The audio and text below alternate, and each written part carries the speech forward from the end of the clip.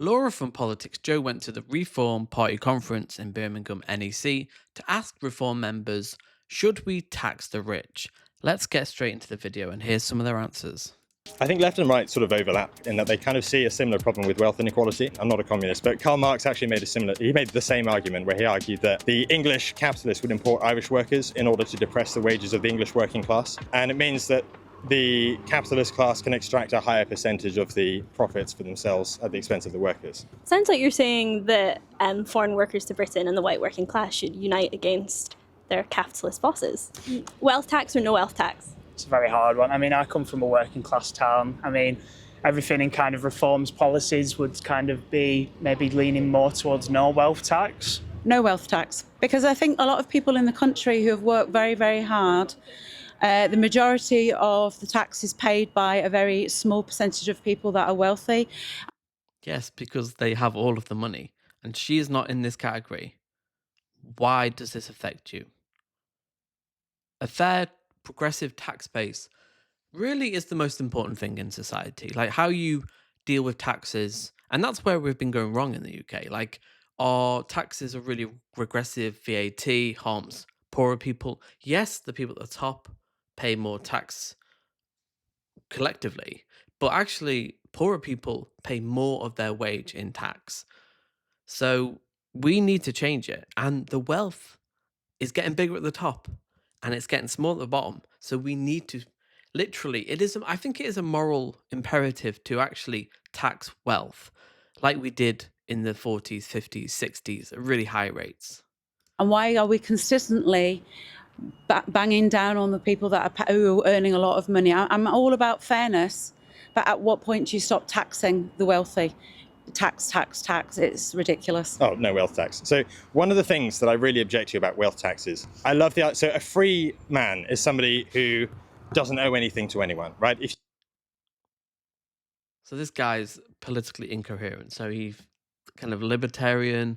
He's saying the right are concerned with inequality. They're not. They like it. They think that's how the system works. It's dog eat dog capitalism. There's winners and losers. And if you didn't work hard enough, like, again, and this is the problem, I think, with reform, because they often do have interesting ideas like the anti-corporate, anti-corporation, while simultaneously supporting Farage, who is a millionaire who obviously is in the pocket of fossil fuel companies. So it is an incoherent, and that's where we need to tap into their discontent.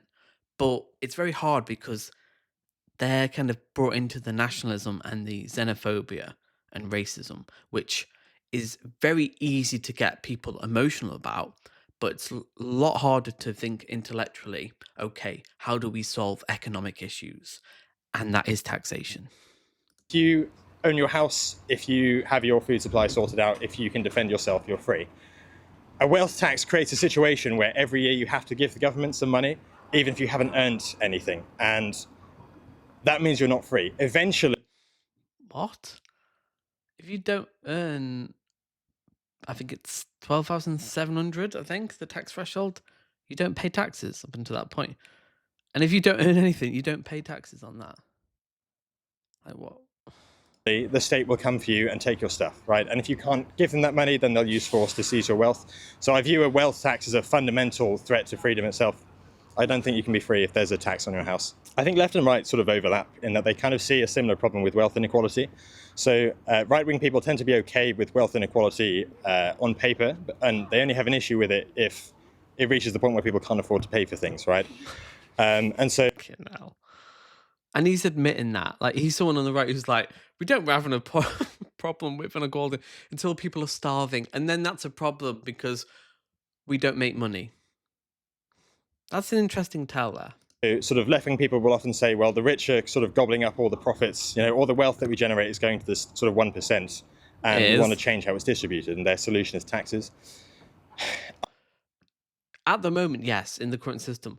But ultimately, our solution is we own it. The workers own the means of production. It's more fair. It benefits the majority.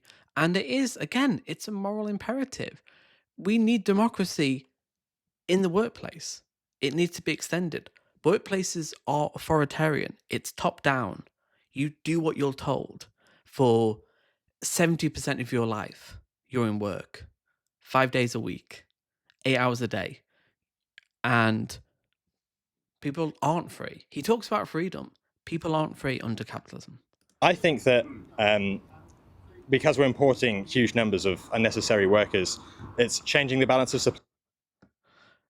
They're necessary. Is he going to be a carer? Is he going to be a nurse in the NHS? Palliative care? Is he going to wait wait dining tables? Is he going to pick potatoes, broccoli? He's not going to do this work. I mean, I'm not going to comment on him, but he's not doing this work. It's not unnecessary. We have a shortfall of 130,000 carers, 40,000 nurses. Like, we need this work. Our economy benefits from it objectively. Supply and demand and pushing the value of labour down. So Karl Marx, I'm not a... No. Jimmy the Giant did a recent video on this. No, it doesn't decompress wages. The reason wages have gone down in real terms over the last few decades is because bosses aren't paying their workers, because they know the government will supplement their income with universal credit and housing credit, child credit, because that's how the system works. We need to change that system. Businesses need to be forced to pay their workers a fair wage. At least that's like a bare minimum. communist, but Karl Marx actually made the same argument where he argued that the English capitalists would import Irish workers in order to depress the wages of the English working class, which sets up a conflict of interest between... Why is he Yeah, this is true. But why is he pretending to care about the working class when he doesn't? He said, he doesn't want a wealth tax. This doesn't make sense. And also, that was a very different time. It's not the same now. Like, Karl Marx was writing 200 years ago. The economy is very different than it was during this time. The English and Irish workers, so that breaks worker solidarity. And it means that... But they don't care about workers' solidarity. If they did, they would be for unions. They're against unions. This is incoherent. The capitalist class can extract a higher percentage of the profits for themselves at the expense of the workers. Sounds like you're saying that foreign workers to Britain and the white working class should unite against their capitalist bosses. Well, no, I think... Well, no, let's not be hasty. No. Don't. I'm at the top. I'm not a peasant. I'm not one of these workers. These scum of the earth. These proletariat. I think they have other things. I think their interests separate. Their interests conflict in other ways, which are more significant. Great racial dog whistles. So, see, this is the cowardice of the reform voter. It's like maybe I'll go into it, but come on. The dog whistles are so obvious. But it is certainly the case that the capitalists use imported labour as... It's so interesting you mentioned the Irish as well, because 100 years ago, Irish people weren't even considered white. They were considered like a shit grade level of white. They weren't considered the same as English people. And now Irish people, decades later, have assimilated into society. And people won't even question their whiteness, their validity. They're just people. It's insane, the level of cognitive dissonance and ignorance of this guy, because he sounds somewhat educated, but also at the same time, he's all over the place. A way of depressing worker wages. So, yes. So the issue is with wealth tax. I don't agree with a wealth tax. I think Reform's policy of sort of taxing people who want to, or charging like a flat fee of 250k, people who want to invest overseas is a great policy. The issue is with a wealth tax, it sounds good on paper, but really what you'll do is you'll just push millionaires and billionaires to... This is not true. This has been kind of debunked. So, again, not true. Move their assets offshore and stuff. And it discourages people from investing into the UK, which is what we crucially need. The more investment we get from millionaires and billionaires, the more we can relieve tax on the working class. Because the truth is, whether you like it or not, the richest in this society... Yeah, but Farage isn't able to do that. What are we gonna make? What investment is there going to be? There's not going to be any investment. Society pay the most tax. But I think also the party has some positive messages to do with tax. I really like the idea of increasing the tax threshold to £20,000 a year. How is that going to be funded though? Where's that money coming from? Like, and you know what? They're going to cut benefits. They're going to cut funding to the NHS. So yes, sounds good, but it won't benefit the working people. And I think it's those sorts of less conspicuous facets of the party and policies of the party that go unnoticed. And I think that those should be looked into more by more people. And I think that will attract more people to the party. You need wealth creators in order to have employment and successful businesses in this country. And if we drive them away, then there will... No, you don't. The wealth creators are the workers. You need people, you need banks, you need institutions that help people create their own businesses so they're not being screwed by the bosses and they have the freedom. Because Marx was all about that freedom to own your own labor, build your own, business or trade or get together with some friends. We are not free under capitalism. And that's the problem that people are constantly gaslit on. Oh yeah, it's the best system. There is no alternative. There's plenty of alternatives. Well, the socialism. Be fewer opportunities for other people to progress as well. So for me, if the wealth tax was possible, I'm at a stage in my politics where I would actually support it. Because I think life is a lottery ticket in many ways, Wow. Like for instance, if you're depressed, how are you meant to succeed in life? You have such a disadvantage to so many people. If you've gone to private school, if you don't have parents who love you, like I was blessed, I didn't grow up rich, but my parents loved me. And the difference that has on your life is unbelievable. Like Wow, I like this guy. He can be brought over. Kids like this can be brought over. He knows moral luck. People are born into circumstances that they don't control. Socioeconomic. The parents, aren't poor, aren't well off. And he's in support of a wealth tax. This can be really tapped into because I think, wealth taxes are popular. 75% of Brits want them. They are deeply popular. And that's why Gary Stevenson and Zach Polanski are really diving in on this because it is popular. People know they're being fucked over by the top and they're seeing it every day. Their wage packet is going down. Their bills are going up. Who has all the money? They know. They know it. This really excites me. Life is all about, I'm a Christian, it's all about love, It always strips back to love, why are you egotistical? Why are you insecure? See the incoherence of this ideology. This guy seems like a good guy. I would, probably have a good conversation with this guy and agree with a lot of stuff. But he's been kind of groomed into like a thing that somehow reform are about love, wealth taxes, the idea that people are born into circumstances that they didn't choose. We need to tap into this because the only reason Farage is popular because they've got an amazing social media campaign. He learned from Bannon, who went on to sites like 4chan, 8chan, Poll to groom young gamer boys into being right-wing, far-right, the alt-right pipeline. And we need to just up our social media game. We need to be accessible to these young men because they can be brought over. This guy can be brought over quite easily, I think, with the right messaging. Why are you flaunting your wealth? It's because you don't feel loved or you want to be loved. Wow. And some people don't have love. Elon They have Musk. no one looking out for them.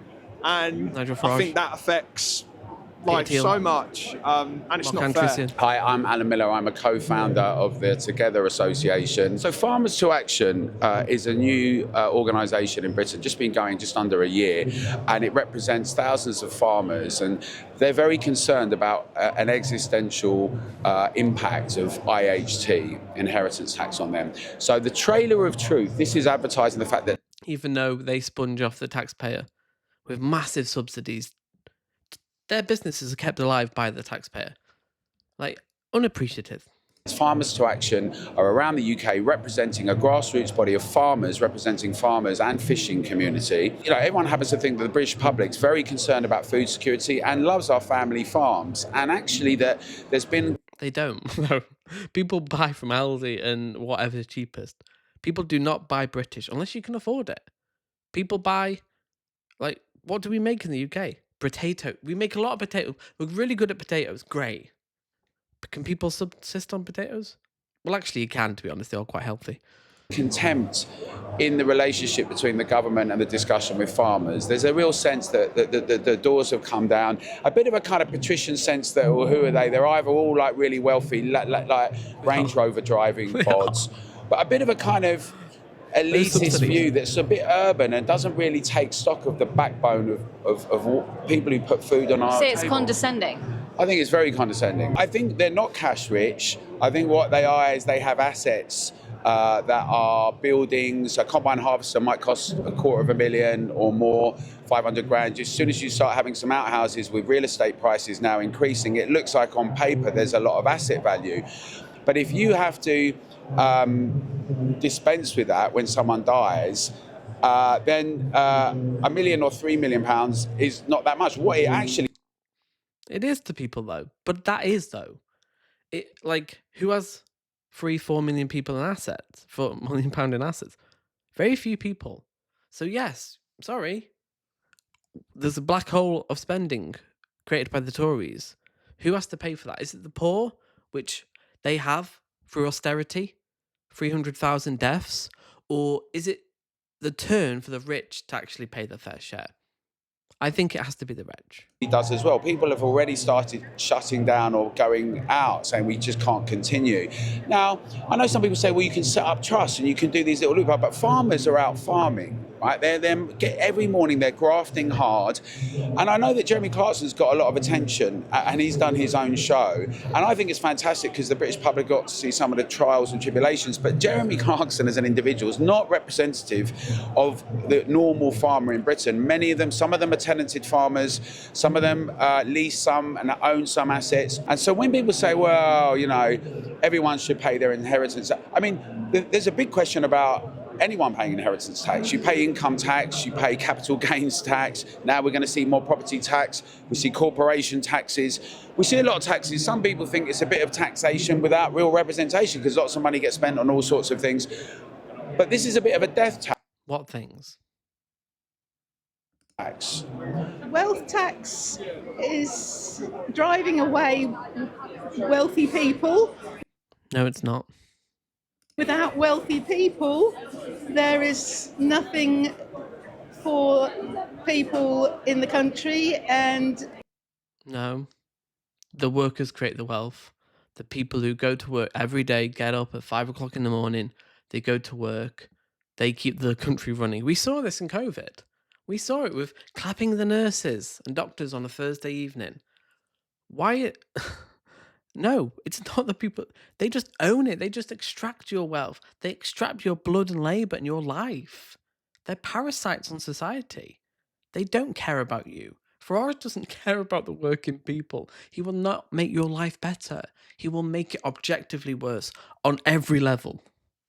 then the poor people who are left have to pay more tax. Taxes. No, the poor people already pay a lot of tax in relation to their income.